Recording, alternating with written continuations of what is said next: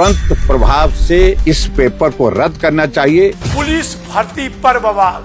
जयराम जी को अपना समय जब वो मुख्यमंत्री थे प्रदेश के, किस प्रकार से हिमाचल प्रदेश में पुलिस घोटाला, सबसे बड़ा घोटाला हिमाचल प्रदेश का हुआ। विपक्ष ने उठाए सवाल। फिलहाल इस मैटर में धोखाधड़ी और लिखित परीक्षा को पास करवाने के नाम पे लोगों से पैसे ऐंठने की बात तो कंफर्म सामने आ रही है और फर्दर इन्वेस्टिगेशन पुलिस टीम जैसे जैसे आगे बढ़ा रही है। तो मात्र ठगी या फिर पेपर लीक। नमस्कार, आपका स्वागत है। आप देख रहे हैं समाचार फास्ट टू द पॉइंट और मैं हूं पंकज पंडित। इन दिनों हिमाचल प्रदेश में पुलिस भर्ती पर बवाल हो गया है और विपक्ष बार बार सवाल उठा रहा है, आखिर ये ठगी है या पेपर लीक। इस मामले को लेकर के नेता विपक्ष से लेकर के भाजपा एक तरफ जहां हमलवार है, वहीं कांगड़ा पुलिस इस मामले की जांच कर रही है। अब तक 10 लोगों को इस मामले में हिरासत में लेकर उनसे अगली कड़ियां जोड़ी जा रही है। वहीं सरकार का कहना है कि जयराम ठाकुर जी को अपना दौर याद आ रहा है जब पुलिस भर्ती में पेपर लीक हुआ था और परीक्षा को रद्द करना पड़ा था। तो आइए सबसे पहले बात करते हैं कि आखिर ये पूरा का पूरा मामला क्या है। आपको बता दें कि हिमाचल प्रदेश में इन दिनों पुलिस भर्ती की लिखित परीक्षा रविवार को हुई थी। लगभग 15,000 से अधिक लोगों ने इस परीक्षा में भाग लिया था, लेकिन उसी दिन शाम को कांगड़ा पुलिस ने इस मामले में ठगी के आरोप में 2 लोगों को हिरासत में लिया था। उन लोगों पर आरोप था कि वो जो अभ्यर्थी थे उन्हें मैसेज कर रहे थे कि हम आपको पास कर देंगे और आप हमें पैसे दीजिए। जैसे ही इसकी सूचना मिली, तुरंत प्रभाव से इस मामले को लेकर के 4 जो पेपर करने वाले अभ्यर्थी थे और उनके साथ 2 अन्य लोगों को पुलिस ने हिरासत में लिया था। वहां से ये पूरा मामला उठा और अब इस मामले पर जो है वो वाद विवाद शुरू हो गया है।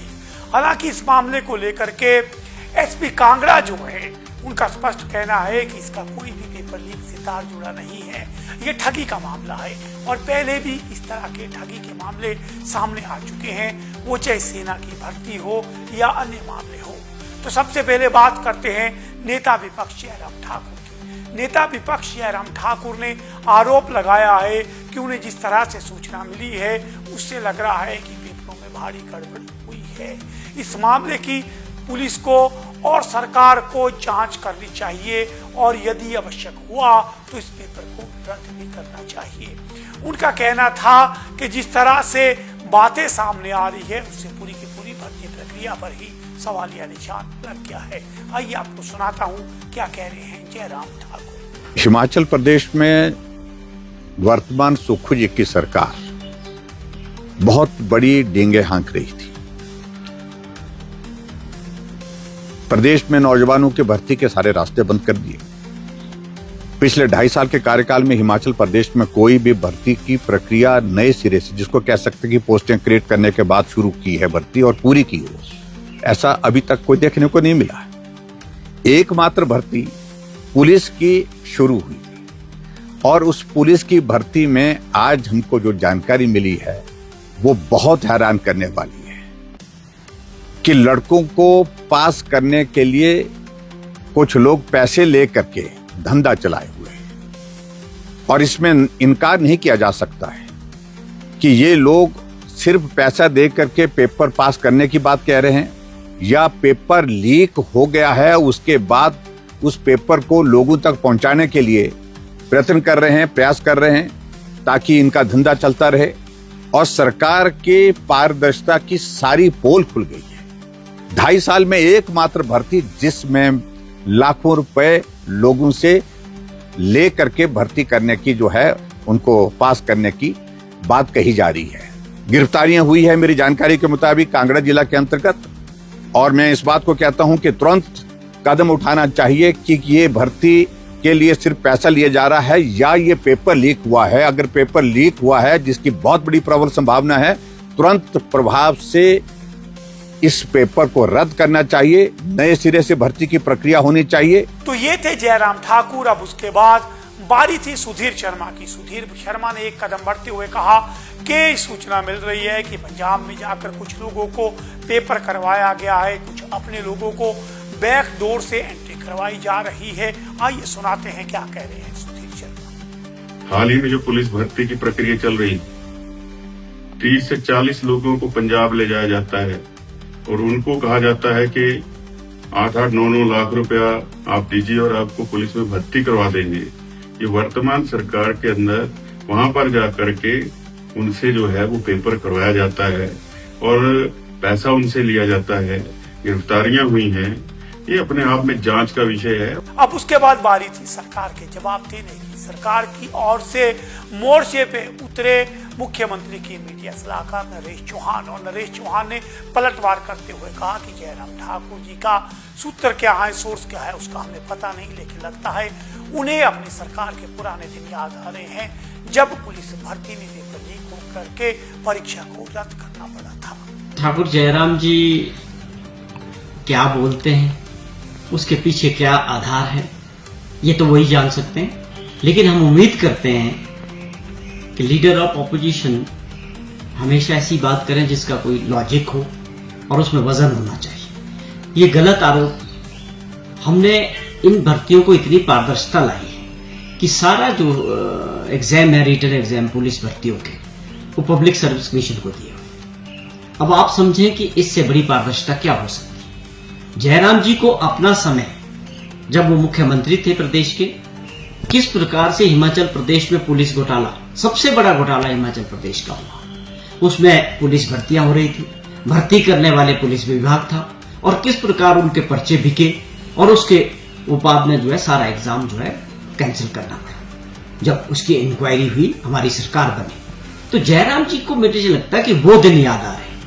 अगर कोई भी व्यक्ति किसी के साथ ठगी करने का प्रयास कर रहा है, उसके ऊपर सख्ती से पुलिस काम करेगी। लोगों को एक चीज साफ करना चाहता हूं मैं आप लोगों के माध्यम से भी, कि कोई किसी की मदद नहीं कर सकता है।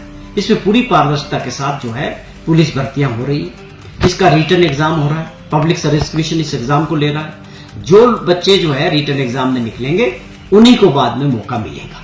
तो जो लोग ऐसा प्रयास कर रहे हैं कि लोगों को भ्रमित करके, या जो जयराम जी ने जो बात कही है, तो ये उसके ऊपर जो है मैं समझता हूं लोगों को विश्वास नहीं करना चाहिए, और उनकी बातों में आके किसी भी व्यक्ति को कोई पैसा देने की जरूरत नहीं है, क्योंकि कोई भी आदमी जो है भर्ती नहीं करवा सकता है। तो ये तो थे तीनों राजनीतिक बयान। अब आज इस मामले को लेकर के एसपी कांगड़ा शालिनी अग्निहोत्री ने भी जानकारी दी है।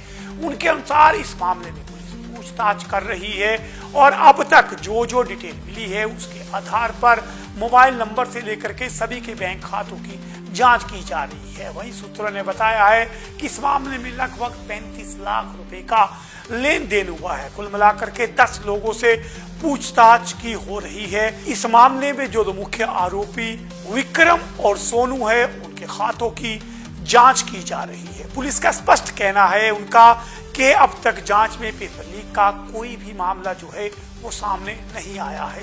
और सबसे बड़ी बात, ये दोनों जो मुख्य आरोपी जो गिरफ्तार हुए हैं, विक्रम और सोनू, ये वर्ष 2019 और 2022 की पुलिस भर्ती गड़बड़ी मामलों में भी संलिप्त रह चुके हैं। यानी कि इस तरह के मामलों में इनका पुराना रिकॉर्ड भी है। पुलिस का कहना है कि एसएमएस के माध्यम से इन्होंने अभ्यर्थियों को फंसाने की कोशिश की, और जब जांच में सामने आया कि इन पर काफी देनदारी थी, काफी कर्जा था, कर्जदारों के दबाव के चलते इन्होंने ये प्लान बनाए। लेकिन पुलिस का कहना है कि जांच अभी जारी है। इस मामले को लेकर के अभ्यर्थियों को भी पूछा जा रहा है, और सबसे अहम बात, जिन जिन के नाम इनमें आए हैं उनका परीक्षा परिणाम क्या रहता है। तो ये आरोप प्रत्यारोप की राजनीति है। आइए आपको सुनाते हैं क्या कह रही हैं एसपी कांगड़ा। देखिए, जैसे सबको विदित है, एक सेक्शन 318 BNS जो कि चीटिंग से संबंधित सेक्शन है, उसमें पुलिस स्टेशन पालनपुर में ये मामला जो धोखाधड़ी का दर्ज हुआ था, और इसमें इनिशियली 7 लोगों को पुलिस टीम द्वारा पूछताछ में शामिल किया गया था। उनमें से 2 लोगों को जो है अरेस्ट किया गया, और उनका 23 जून तक जो है पुलिस रिमांड हमने लिया, ताकि इसमें गहनता से आगे हम छानबीन कर पाएँ। इसके अलावा पिछले कल जो ज्वाली के क्षेत्र में कुछ लोगों से पूछताछ की गई है, और आज भी ये पूछताछ लगातार एरिया में जारी है, और हमारी कोशिश है कि इसमें जल्द से जल्द जो पूरा मैटर है उसको सबके सामने लाया जाए। और फिलहाल इस मैटर में धोखाधड़ी और लिखित परीक्षा को पास करवाने के नाम पे लोगों से पैसे ऐंठने की बात तो कंफर्म सामने आ रही है, और फर्दर इन्वेस्टिगेशन पुलिस टीम जैसे जैसे आगे बढ़ा रही है, तो नए इसमें अगर पहलू आएंगे तो लीगल प्रक्रिया में इस तरह से आगे बढ़ाते रहेंगे। बिल्कुल, इसमें क्योंकि हमें पूरा एंड टू एंड इस चेन को जोड़ना है, तो इनिशियली जो हमने अपने सोर्सेज की इंफॉर्मेशन पे कुछ कैंडिडेट से क्वेश्चनिंग करी थी, उनके माध्यम से जो 2 लोग जिन्होंने ये पूरा जो ये ठगी का नेटवर्क बनाया था, उनको हमने पिछले कल अरेस्ट करके उनका रिमांड लिया हुआ है। तो उनसे आगे अगर और तार कोई जुड़े हैं या उनसे संबंधित कोई और लोग जिन्होंने इस तरह की जालसाजी करके पैसे अगर लोगों से ऐंठे हैं, तो उस पर पुलिस अब आगे कार्रवाई कर रही है। और अन्य लोगों से भी पूछताछ क्षेत्र में और इनके जो बैंकिंग ट्रांजैक्शंस हैं या मोबाइल फ़ोन के नेटवर्क्स हैं, उनको भी पुलिस अब आगे इन्वेस्टिगेशन को पार्ट में। हमारे पास जो सामने बात आई थी वो ये थी कि कुछ लोग जो हैं कैंडिडेट्स को ऐसा मैसेज कर रहे हैं कि वो लिखित परीक्षा में पास करवा सकते हैं और उसके लिए पैसों की डिमांड की जा रही है। उस इन्फॉर्मेशन को जब हमने बिल्डअप किया और कुछ कैंडिडेट्स को इसके बारे में पूछताछ की, तो 2 लोगों का नाम सामने आया, विक्रम और सोनू जरियाल, जिन्होंने ये पूरा इस तरह का नेटवर्क बिछाने की कोशिश की थी। तो उनको हमने अरेस्ट किया है। तो फिलहाल जो धोखाधड़ी जो है वो कुछ कैंडिडेट्स के माध्यम से अन्य कैंडिडेट्स को इस तरह के मैसेजेस दिए जा रहे थे कि लिखित परीक्षा को पास करवाने के लिए हम कुछ कर सकते हैं, और उसी सिलसिले में लोगों द्वारा पैसों की डिमांड की थी। ऐसा भी सामने आ रहा है कि कुछ लोगों ने इनको कुछ पेमेंट्स ऑलरेडी कर दिए हैं।